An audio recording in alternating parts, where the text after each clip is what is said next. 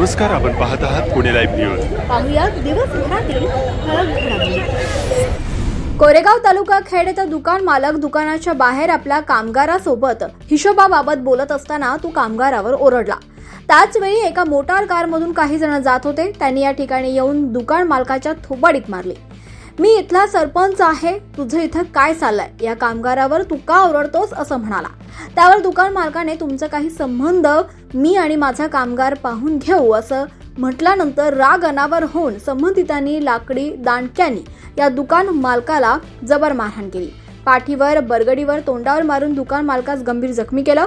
त्यानंतर ते शिवीगाळ करत निघून गेले. या प्रकरणी दुकान व्यावसायिक संजय रघुनाथ मोरे वय वर्ष 40 राहणार कोरेगाव खुर्द तालुका खेड यांनी उत्तर माहुंगे पोलीस ठाण्यात दिलेल्या फिर्यादीवरून राजू झांबरे वय वर्ष 43 एक अनोळखी इसम 25 ते 27 वर्षांचा तर एक अँब्युलन्सवरील चालक अशा तिघांवर उत्तर माहुंगे पोलीस ठाण्यात गुन्हा दाखल करण्यात आलाय. सदरची घटना कोरेगाव हद्दीत आंबेठाण कोरेगाव फाट्याच्या पुढे जाणाऱ्या रस्त्यालगत कॉर्निंग कंपनीजवळ बुधवारी 18 फेब्रुवारी 2026 रोजी 9:30च्या सुमारास घडली आहे. याबद्दल पोलीस अधिक तपास करतात. राज्यातील महसूल विभागाचा वाढता व्याप आणि लोकसंख्येचा विचार करून राज्य मंत्रिमंडळाने एक अत्यंत महत्त्वपूर्ण निर्णय घेतला आहे. प्रशासकीय कामकाजात सुसूत्रता आणण्यासाठी आणि नागरिकांची कामे जलद गतीने व्हावीत यासाठी राज्यात 11 नवीन अतिरिक्त जिल्हाधिकारी कार्यालय आणि 69 अतिरिक्त तहसीलदार कार्यालयांची निर्मिती केली जाणार आहे. यामध्ये चाकण अप्पर तहसीलचा समावेश आहे. या निर्णयामुळे चाकण परिसरातील नागरिकांना राजगुरुनगर येथील तालुका मुख्यालयापर्यंत जाण्यासाठी करावी लागणारी पायपीट आता कमी होणार असून प्रशासकीय सेवा अधिक लोकाभिमुख होणार आहेत. पुणे जिल्ह्याचा वाढता विस्तार आणि प्रशासकीय यंत्रणेवरील वाढता ताण पाहता या प्रस्तावाला सरकारने मान्यता दिली आहे. एका समितीच्या शिफारशीनुसार नुकतीच राज्य सरकारने आता त्याला मान्यता दिली आहे. चाकणला अप्पर तहसील कार्यालय होणार आहे. सरकारने नुकताच निर्णय जाहीर केला आहे. आंबेगाव येथे अतिरिक्त जिल्हाधिकारी कार्यालयाच्या ऐवजी चाकण येथे अप्पर तहसील कार्यालय स्थापन करण्यास मान्यता दिली आहे. पुणे जिल्ह्याचा वाढलेला विस्तार आणि वाढत्या लोकसंख्येमुळे मोठा जिल्हा असलेल्या ठिकाणी कामाचे नियोजन व्हावे आणि त्या कामांमध्ये सुसूत्रता येण्यासाठी अतिरिक्त जिल्हाधिकारी नेमण्याबाबत प्रस्ताव मागविले होते. त्यात पुण्याचा देखील समावेश होता. जिल्ह्यात बारामती आणि आंबेगाव येथे आणखी 2 अतिरिक्त जिल्हाधिकारी नेमण्याबाबतचा प्रस्ताव विभागीय आयुक्तांनी राज्य सरकारकडे पाठविला आहे. बारामती मुख्यालयाअंतर्गत बारामती, दौंड आणि इंदापूर तालुके आणि आंबेगाव मुख्यालयाअंतर्गत खेड, आंबेगाव आणि जुन्नर तालुके सोपवावेत असा प्रस्ताव देण्यात आला होता. मात्र आंबेगावला अतिरिक्त जिल्हाधिकारी नेमण्याच्या ऐवजी चाकण अप्पर तहसीलला मंजुरी मिळाली आहे. वाढत्या लोकसंख्येमुळे महसूल विभागावर कामाचा मोठा ताण येत होता.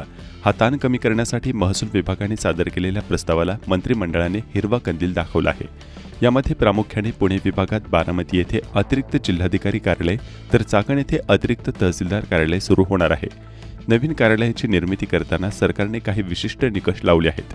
यामध्ये संबंधित क्षेत्रातील संख्या, एकूण लोकसंख्या, भौगोलिक क्षेत्रफळ, आदिवासी आणि दुर्गम भागातील जनतेची गरज यांचा प्रामुख्याने विचार करण्यात आला आहे. जिल्हा मुख्यालयापासून प्रस्तावित कार्यालयाचे अंतर आणि तालुक्यातील सर्वात दूरच्या गावाची स्थिती लक्षात घेऊन हे निर्णय घेण्यात आले आहेत. अतिरिक्त तहसीलदार कार्यालयासाठी महसूल मंडळाची संख्या आणि गावामधील अंतर यावर भर देण्यात आला आहे. राष्ट्रवादी काँग्रेसचा बालेकिल्ला मानल्या जाणाऱ्या खेड तालुक्यात पक्ष संघटनेत लवकरच मोठे बदल करण्यात येणार असल्याची माहिती जिल्हाध्यक्ष राजेंद्र कोरेकर यांनी दिली. माजी आमदार दिलीप मोहिते पाटील यांच्या मार्गदर्शनाखाली पक्ष संघटनात्मक बळकटी देण्यासाठी तालुका स्तरावरील पदाधिकाऱ्यांमध्ये फेरबदलाची प्रक्रिया सुरू करण्यात आली आहे. नव्या तालुका अध्यक्ष तसेच आघाडी विभाग प्रमुखांच्या नियुक्तीचा निर्णय तातडीने अपेक्षित होता. मात्र जिल्हा परिषद आणि पंचायत समिती निवडणुका जाहीर झाल्यानं ही प्रक्रिया पुढे ढकलण्यात आली. त्यानंतर पक्षाचे प्रमुख नेते अजित पवार यांच्या आकस्मिक निधनामुळे निवड प्रक्रिया काही काळ स्थगित ठेवण्यात आली होती.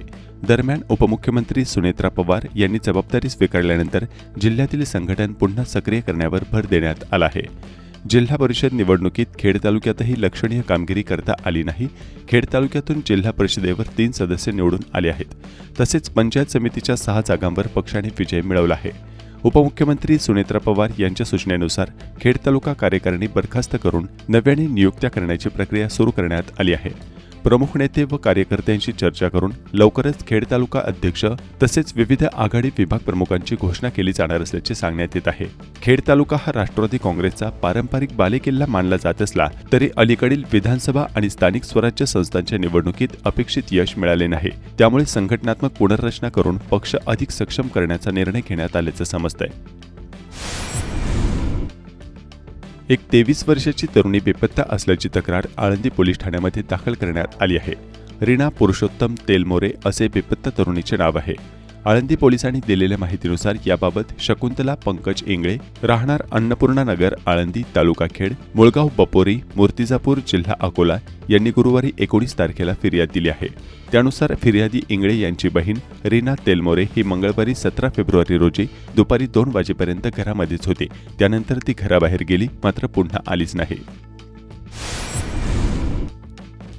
वारकरी गुरुकुल शिक्षण संस्थेत शिकणाऱ्या 14 वर्षीय विद्यार्थ्याचे शुक्रवारी 13 फेब्रुवारी रोजी फूस लावून अज्ञात व्यक्तीने अपहरण केल्याची घटना आळंदी तालुका खेड या ठिकाणी घडली. विठ्ठल नामदेव पेंढारकर वयवर्षी 14 राहणार ज्ञानाई वारकरी शिक्षण संस्था गुंढरेगल्ली आळंदी असे अपहरित बालकाचे नाव आहे. याबाबत संस्था चालक यांनी आळंदी पोलीस ठाण्यात गुरुवारी फिर्याद दिली. दरम्यान वारकरी विद्यार्थ्यांबरोबरच 14 ते 18 वयोगटातील मुली बेपत्ता होण्याचे प्रमाण आळंदी पोलीस ठाण्याच्या हद्दीत आता वाढले आहे. आळंदीसह केळगाव, चिंबळी, मरकळ, चऱ्होली या ठिकाणी देखील हे प्रमाण वाढले आहे. चिंबळी तालुका खेडेतील लोखंडे वस्तीमधून 14.5 वर्षाच्या मुलीचे अपहरण झाल्याची घटना बुधवारी दुपारी 3 वाजता घडली. प्रज्ञा संतोष खंदारे असे अपहृत मुलीचे नाव आहे. याबाबत आळंदी पोलिसात मुलीची आई अनिता संतोष खंदारे राहणार चिंबळी यांनी तक्रार दिली. खेड तालुक्यात 10वीच्या परीक्षार्थी विद्यार्थ्यांचे गुलाब पुष्प देऊन उत्साहात स्वागत करण्यात आले. 10वीच्या परीक्षेला मराठी विषयाच्या पेपरने सुरुवात झाली. खेड तालुक्यात आजपासून 13 परीक्षा केंद्रासह आंबेगाव तालुक्यातील पेठ येथे 1 आणि शिरूर तालुक्यातील पाबळ येथे अशा एकूण 15 परीक्षा केंद्रावरून 10वी बोर्ड परीक्षा सुरळीत सुरू झाल्याची माहिती परीक्षा कस्टोडियन तथा गट शिक्षणाधिकारी अमोल जंगले यांनी दिली.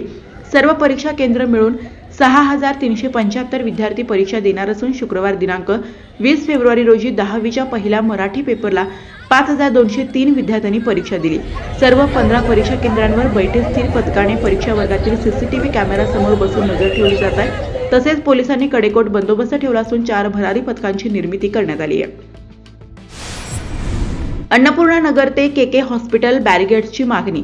आळंदीतील गुंढरे गल्ली परिसरात गणेश मंगल कार्यालयासमोर छोटा टेम्पो आणि दुचाकी यांच्यात झालेल्या अपघातात 3 जण जखमी झाले.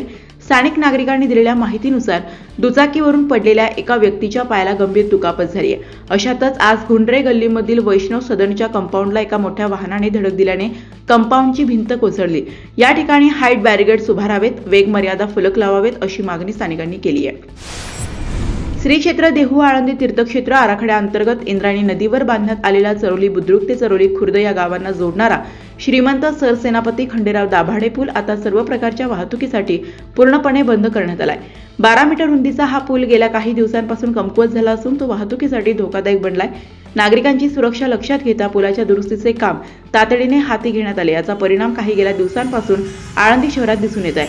बाह्य वळण मार्ग पूल बंद असल्याने आळंदी शहरात वाहनांची वाहतूक वाढली आहे.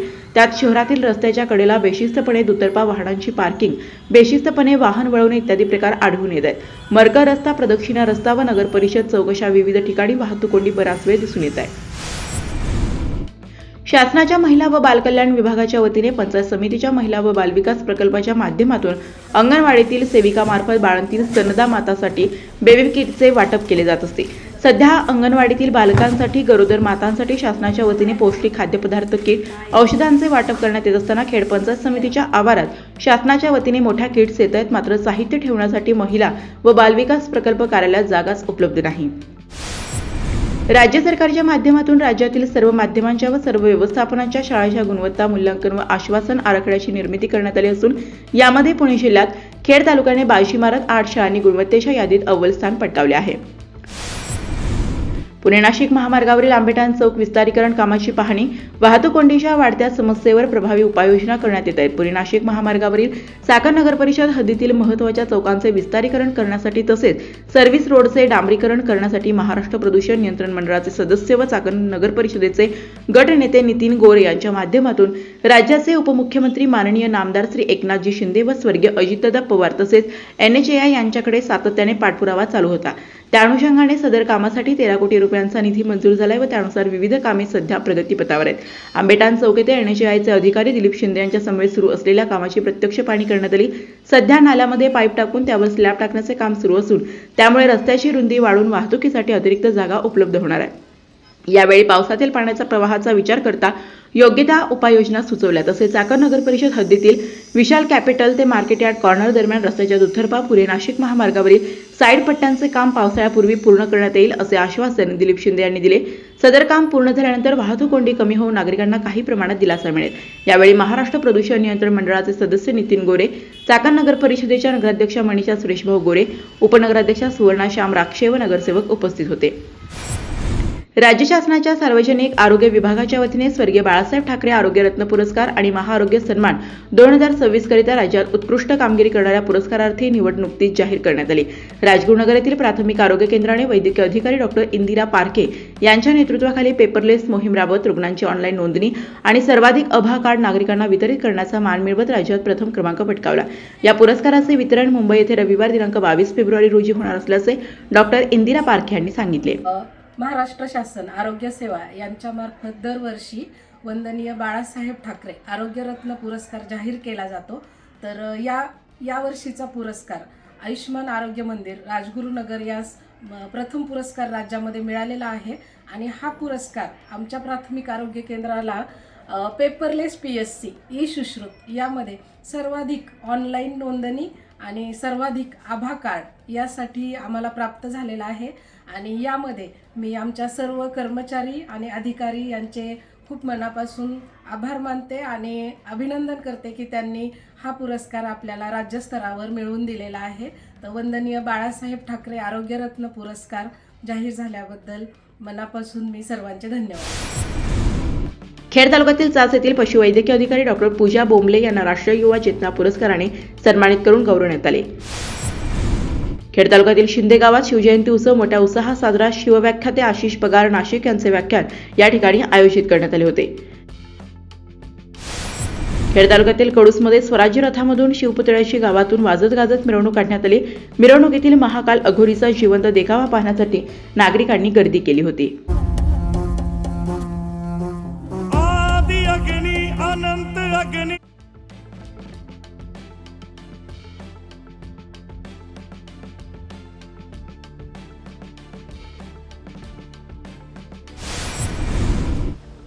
आळंदीमध्ये शुक्रवारी 20 फेब्रुवारी रोजी सायंकाळी 5 नंतर प्रचंड वाहतूक कोंडीचा सामना नागरिकांना करावा लागला. याबाबतचे फोटो आणि व्हिडिओ पुणे लाईव्हच्या दर्शकांनी पाठवले.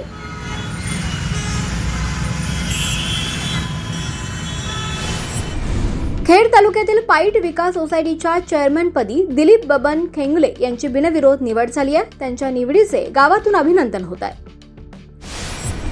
वासुली येथे शिवजयंती मोठ्या थाटात संपन्न झाली. पारंपरिक ढोल पथक आणि शिवकालीन लढाई मर्दानी खेळ यामध्ये विशेष आकर्षण होते.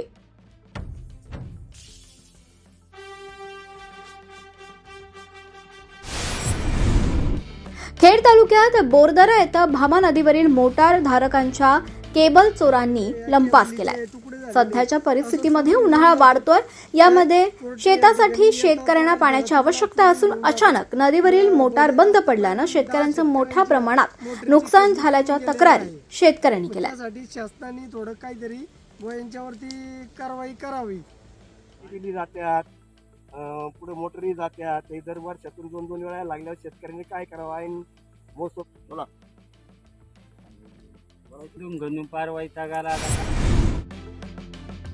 इयत्ता 10वीच्या माध्यमिक परीक्षा आता सुरू झाल्यात.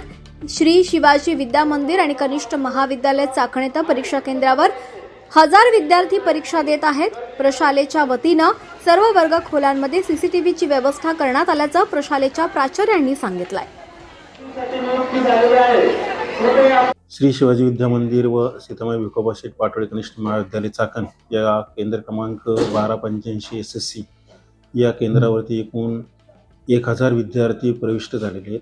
आज मराठीचा पेपर आज 23 ब्लॉक या ठिकाणी आहेत आणि प्रत्येक ब्लॉकमध्ये CCTV कॅमेरे जे ते शासनाने सांगितल्यानुसार बसवलेले आहेत.